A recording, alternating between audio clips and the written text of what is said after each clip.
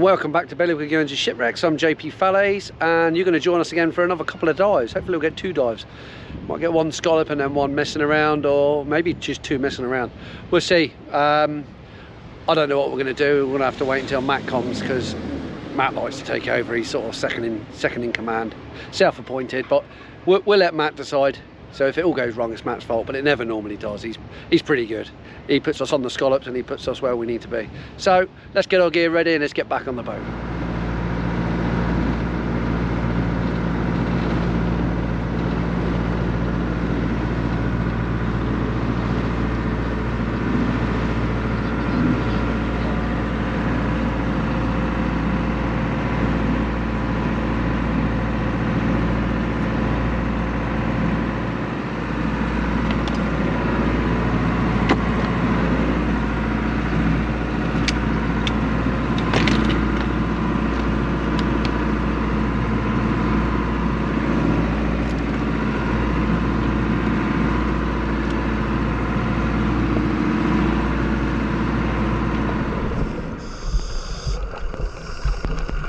Welcome back for another dive. I'm JP Fallais. Let's just sort this white balance out.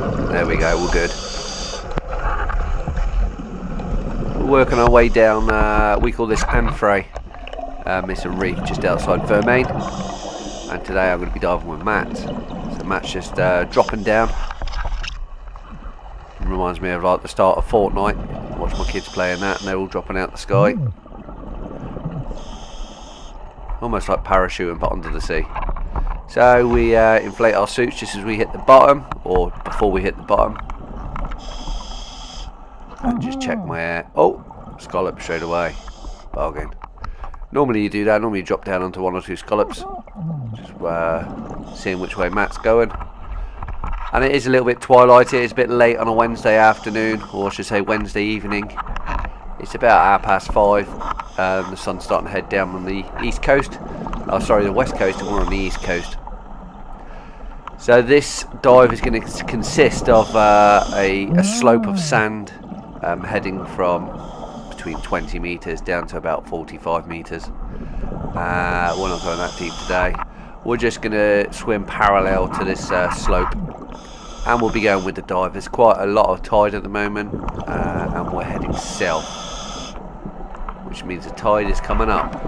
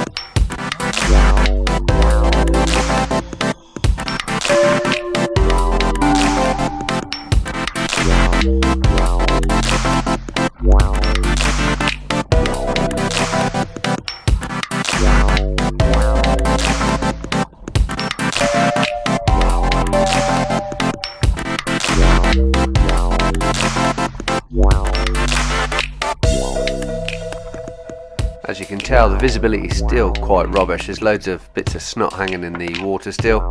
Hopefully in the next couple of weeks, if we get some clear skies and hot weather, it might grow that large that it's going to drop out of the water. Let's fingers crossed. Everything seems to be taking slightly longer this year.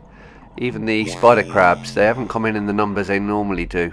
It's a bit worrying, but I suppose the world goes in different cycles. If it was the same every year, it'd be boring. So there's a little baby, and right next to it, there's a huge one.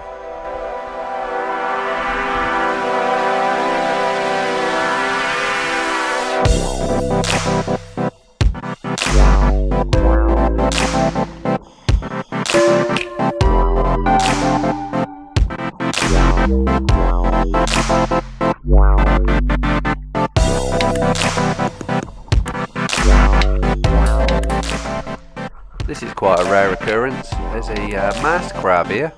I can tell this one's a female because the males, the claws are twice as long as its body. So let's carry on. Yeah, it's not often we see them. They normally come out of the sand for a little bit and then dig straight back down, so you never really get a chance to see them.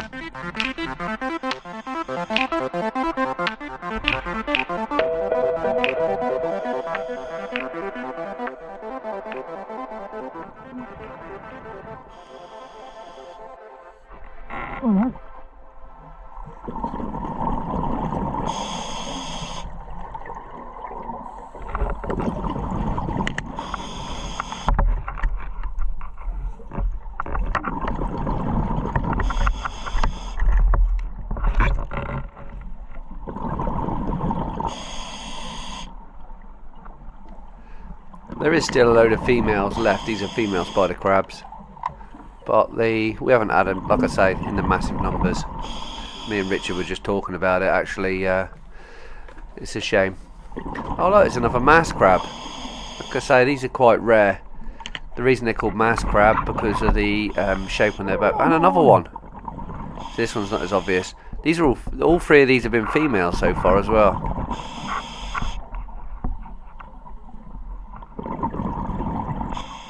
Yeah, cool little crabs. The back of them looks like a face, that's what they're called. And another one. That one's a bit better. It's got like a mask looking on its back. Always good to see different things. There's a worm of some sort. I think it's a peacock worm. Could have been a feather duster. Just jammed my finger into it and it went in. A bit naughty of me, but oh well.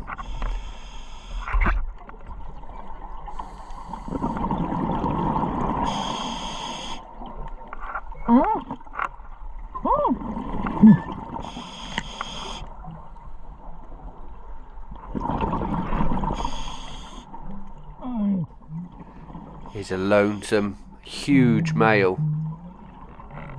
Wasn't even bothered I was near him. He was large enough not to have many predators, so he didn't care about me. I find it really easy to find the scallops on this seabed, and especially at this state of tide, because all of them seem to be open. We're about 28 metres and I've got 9 minutes left on the bottom, so I need to make a decision.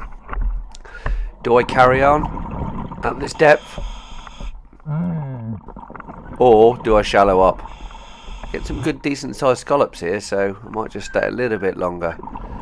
I know a reef is coming up soon, because, well, Richard told us you'll hit the reef at the end, but also I've done this dive a fair few times before. Not quite in the hundreds, but a fair few.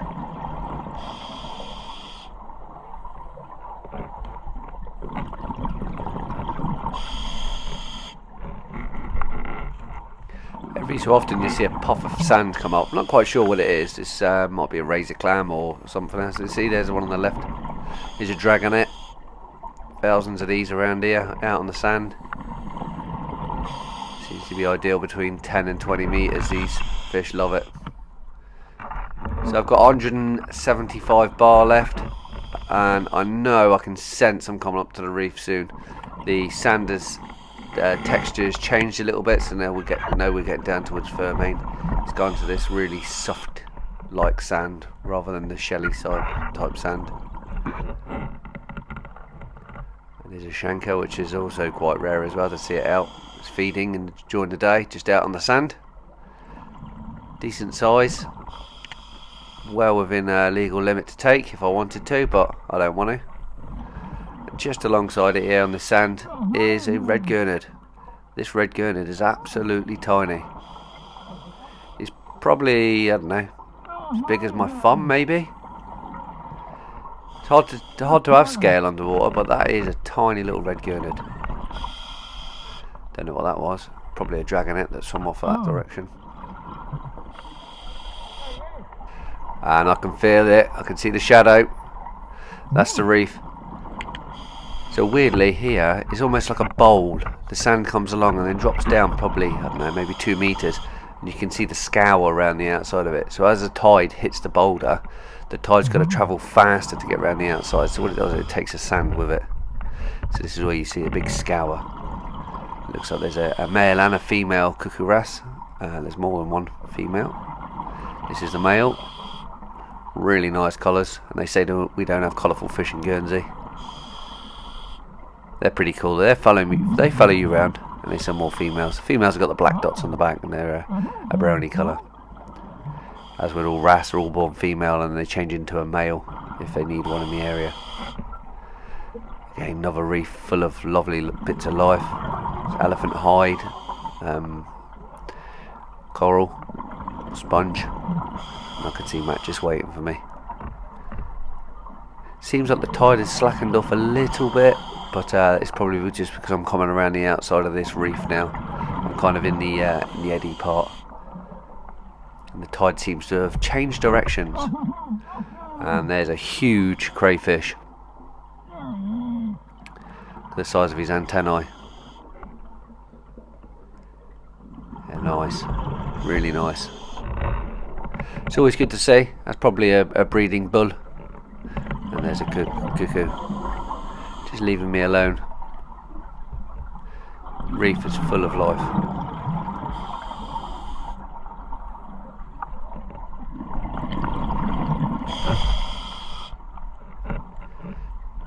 Here you can see some old lost fishing gear.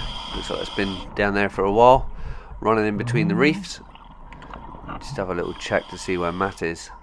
Probably around here somewhere. Like I say, you can't see very far. It's almost like flying through space, meteorites and stuff, because of the this plankton and stuff. There you go. There's Matt. Is just signalling that he's going to go down a little deeper. And I'm signalling saying I'm going to go back up. There's also some huge spider crabs down below us. I've had enough. I'm down to 2 minutes, no decompression limit, so and I don't want to go into deco because deco means I'll use up more air. I'm at 150, so I can get another decent half tank dive out the second one. Let's go back to the surface.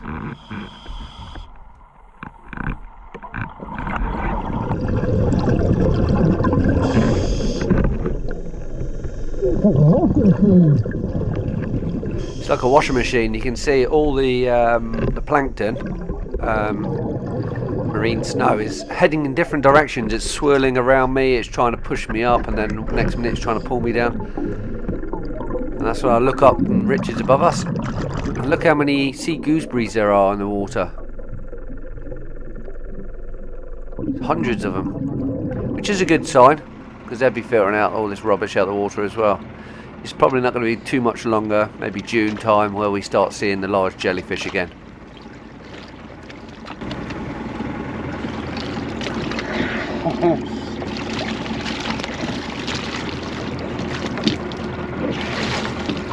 That was good, but it's tidal.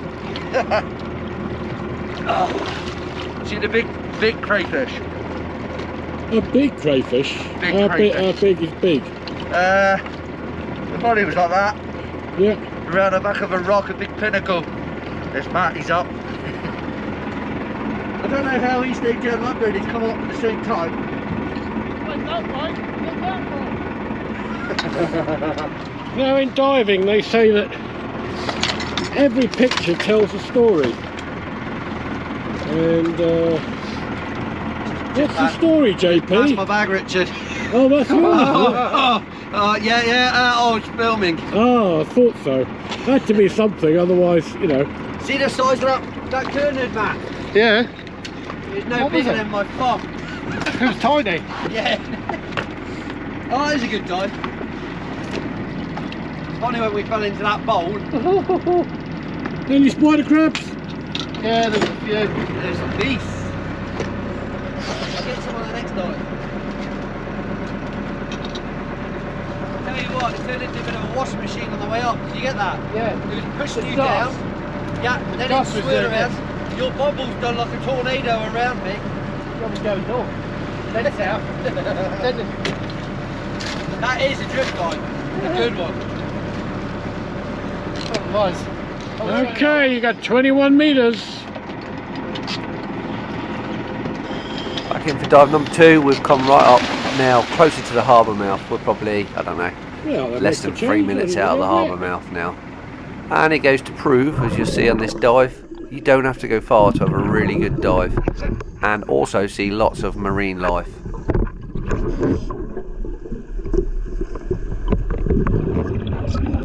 Again, we'll probably be following alongside Matt. But we'll see what the tide does. The tide might separate us. He likes to go a lot deeper than I do, and stay down a lot deeper for a lot longer. So each to their own. Manage your own risk. And I want to have a look up on the reef, if I'm honest. So we've landed down on the sand. The sand is just before you start heading south across the reef. So we only dive up this close to the harbour mouth when the tide is going south. Obvious reasons, we don't want to be washed across the front of the harbour mouth. You tend to get in trouble pretty quick at this time of year. The winter's not so bad, there's less marine traffic, but yeah, we're staying well away from the harbour. If we do swim north, what Richard normally does is he revs the engine 3 or 4 times, or if we're not listening, he will pull on our buff. That normally gets your attention pretty quick. So let's pick up some scallops. And let's make the most of this little sandy patch, because I'm not going to get any scallops up on the reef. There is a potential for scallops in the middle part because it's almost 2 separate heads. You dive past the first one, which is the larger one. Then there's a sandy patch with broken boulders, and then we go down onto the second head, which is further down, and then out onto a big sandy patch again. So depending on how much air I've got, I might not make it that far. But let's try and find Matt, because we're up against the reef now, and I'll follow this dust cloud. There he is. Let's go.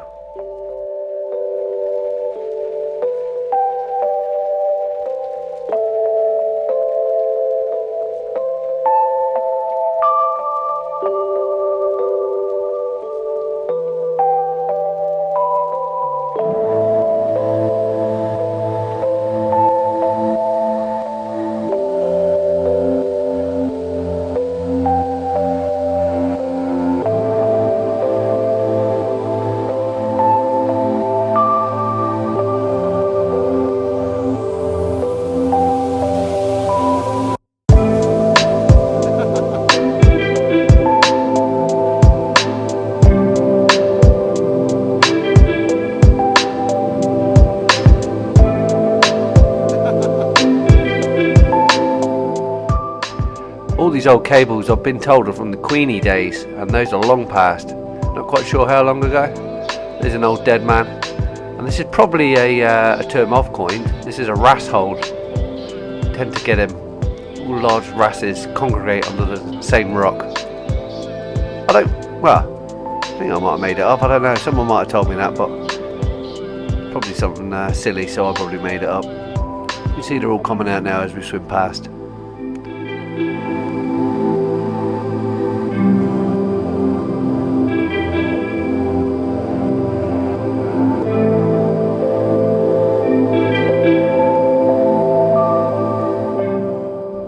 All sorts of stuff around here as well. This is quite a sort of messy seabed in a way. There's loads of old fishing gear, mooring chains, just general heavy waste that's from the fishing industry and boating. Being right next to the harbour, there's been hundreds of years worth of stuff chucked here, no doubt. Doesn't seem to be affecting the wildlife though. Seems to be loads and loads here of all different types. Even in the sand here, you end up finding a few scallops.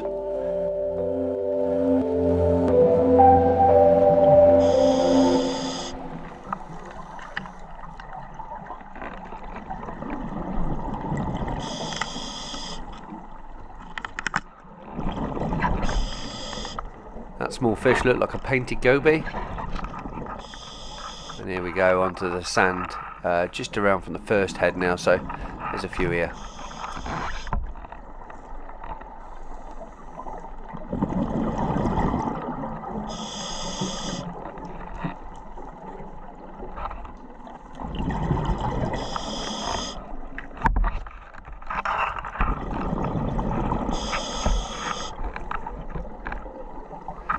Matt's continuing on down past the second head. I think I've got enough air to carry on and try and get the whole of this one. But what I will do is I'll come up a little bit higher onto the top of the reef.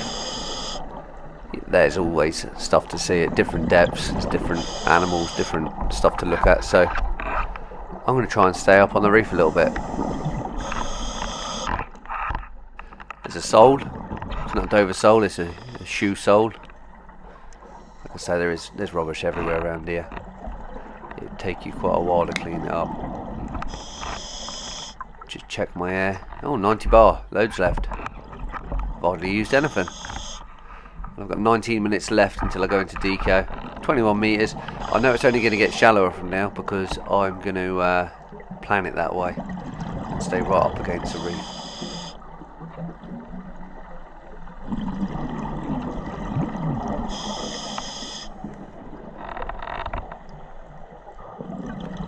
It's an edible sea urchin. You don't really see many of these, to be honest. Not sure what it's eating because it normally eats seaweed and it's a bit low for seaweed, a bit deep in the water. Come to another wrasse hole. This chain you see on the left here is a yacht club buoy, so they use it for markering and turning. Loads of different types of wrasse here. There's a kamikaze crab, that normally happens. As soon as your bubble's got the side of the reef, the crabs tend to jump off onto the top of your head. Can be quite scary. You can see the chains not wrapped up around the reef, it's just laying on top of the reef. This will turn, as the tide turns, the whole chain and buff that's on the surface, the big buoy, will go the opposite way. You can see it's just some old waste.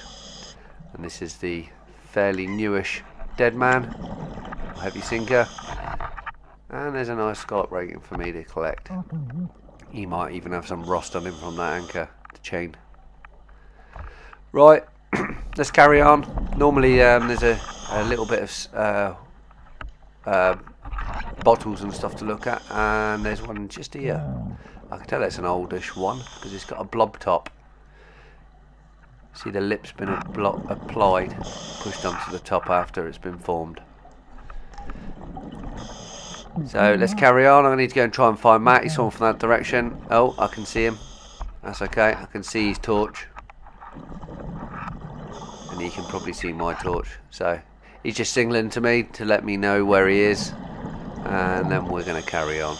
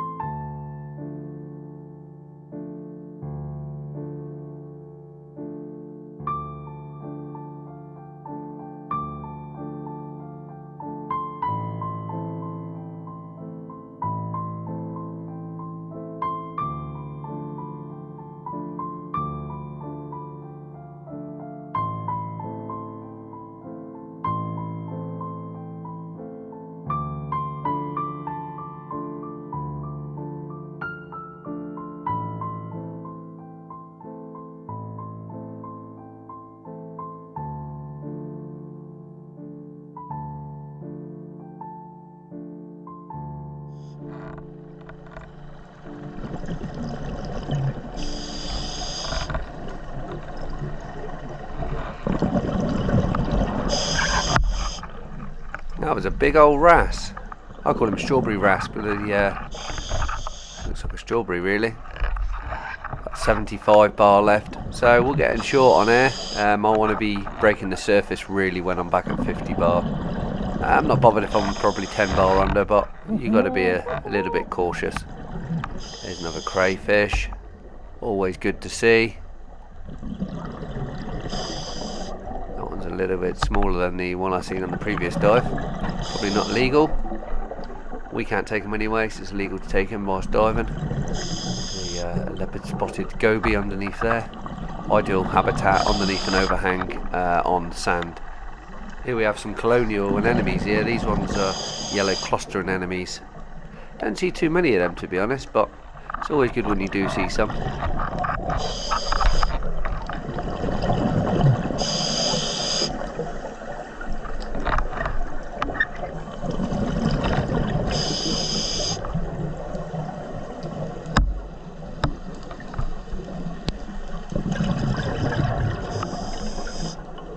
As you get a little bit shallower, which we are now, we're probably about 16, 17 metres, maybe slightly shallower, but we're starting to see the kelp now. That normally comes down to about 12 to 15 metres, and when you're up to the kelp level you normally get a different variety of fish.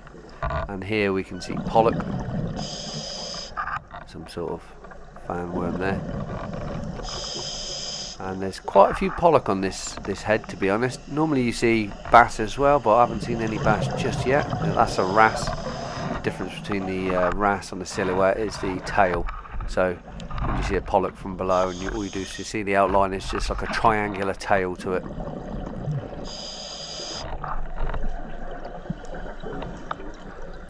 Also, there's loads of mermaid's purse on this reef, but which is basically shark eggs.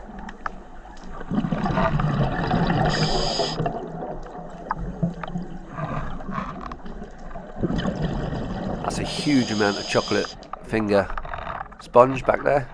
Never seen one that big. Checking on Matt, see if he's coming up yet. Doesn't look like he's ready to come up.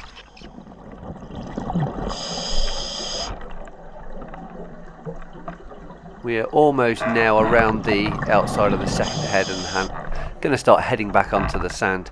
We've come up a bit shallower to try and get conserve our air a little bit and also get more bottom time. And we're starting to see a lot more pollock. Fairly large pollock, to be honest. I'm guessing between the 3 and 4 pound mark. Decent eating size pollock.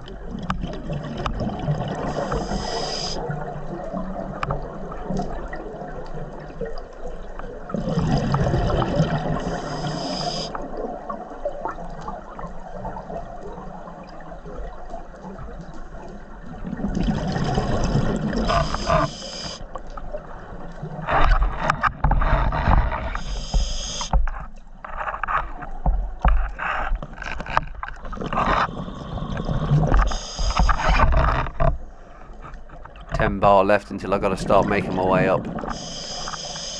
So at this time of the dive, really, I'm starting to conserve my air and try and think about my breathing a bit more. Wouldn't suggest anyone else doing it, but you tend to do that. You're like, oh, I better be cautious how I breathe. There's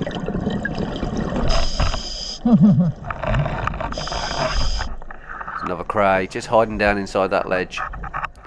You would never find them really on the seabed. They're always a couple of metres up. I think they don't like being in the sand. It's probably why you don't get much on crab pots, because they're right up against the reef. And we're caught up with this shoal of pollock now. See how close I can get to one. See if we can get them glistening.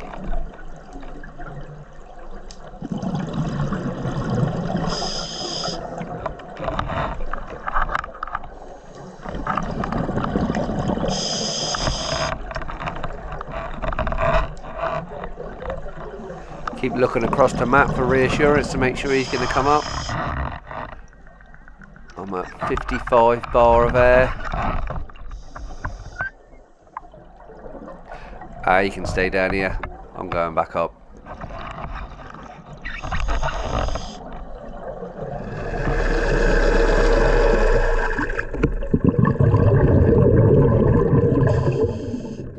Somehow Matt's beating me up and he's getting in the boat ready. Oh well.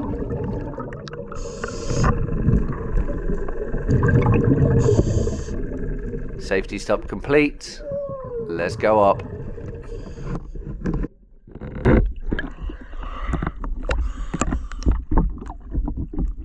So we've basically done a 20-minute drift dive there. At a fair old speed. I wouldn't say it's the fastest drift dive I've ever done, but look how close we are. Just down from the harbour. And There's a yellow buoy in the water there. That's the yacht club buoy that we went past. That big chain. Let's get back in the boat.